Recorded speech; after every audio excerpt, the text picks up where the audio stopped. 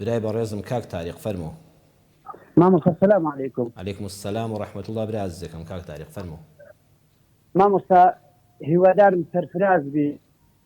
سپاس دەکەم قوربانم. حەز دەکەم پرسیارێک زۆر دێتە پێشە من پرسیارم لێ ئەکەن ئەوە بە دەرفەت مزانی ئێستا ئەو پرسیارەی لە جەنابەت بکەم. صاحب جەنابی فەرموو کاک تاریق جان. مامۆستا مەلاباتە طبعا ڕدێن سنەتێکی گەورەیە. ئەکید هە فەرزیشە. بەڵێ گیان حەز دەکەم ئەو پرسیارەی ئەمن لە تو بکەم یعنی دەبی هۆیەکاری کە ئەتۆ ڕدێنت نییە بۆ نمونە یان سبب ئەتوانم بزانم. بەسەر چاو جاری کەشم هەر لەم بەرنامەدا باس کردووە هەر بە درێژی لە یەکێ لە وەڵامی بەڕێزاندا جوابم داوەتەوە قسەم لەسەر کردو بەڵام حرمەتی تەلەفۆنەکەی کاک تاریقیش ئەمجارەش قسەی لەسەر دەکەمەوە. گیانەکەم مامۆستا خوا جزادات یا ڕەبی زۆر سپاس. مەمنونم زۆر سەلامەتتان کە خوا گەدارت بێ کاکە تاریق جان. کاکە تاریق باسی ڕژدێ ڕیش و ڕدێن و ئەوانەی کرد دەڵێ بۆچی نێ وەڵام داوەتەوە هەر کەسێک لە ئێمە کاتێ فەرمودەیەکی پێغەمبەر صلی الله عليه وسلم ڕوحم بە قوربانی بێ دەوترێ نابێ ئینکاری بکە من کە ڕیشم نێ دەبێ خۆم بگونەهبار بزانم.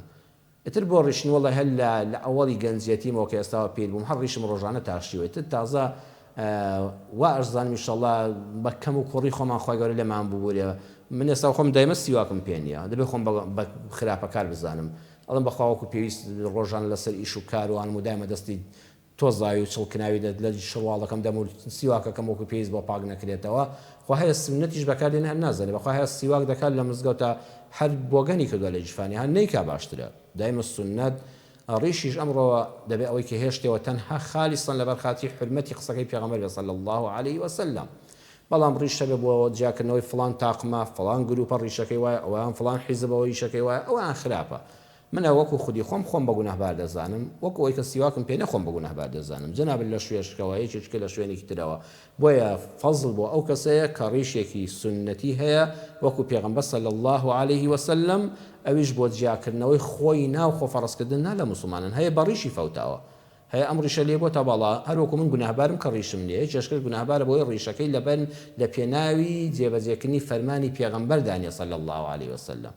خۆ کافرەکانی دنیاشیان ڕیشیان زۆر خۆ جوولەکەکانیش ڕیشیان هەیە بۆیە ئەو ڕیشە دەبێت خالیسان لەبەر خاتی خواوێ و ئێمەش من جەنابەت دەگە کەسێک نەمان کرد شانازی پێوە نەکەین بڵێ نمە کارەکەی من ناپەسەندە کارەکەی من خۆمدان دەدەم بەوەدا لەو بوارەدا مقەسیرم خوای گەورە لە بوارێکەکەدا قەرەبووم بۆ بکاتەوە.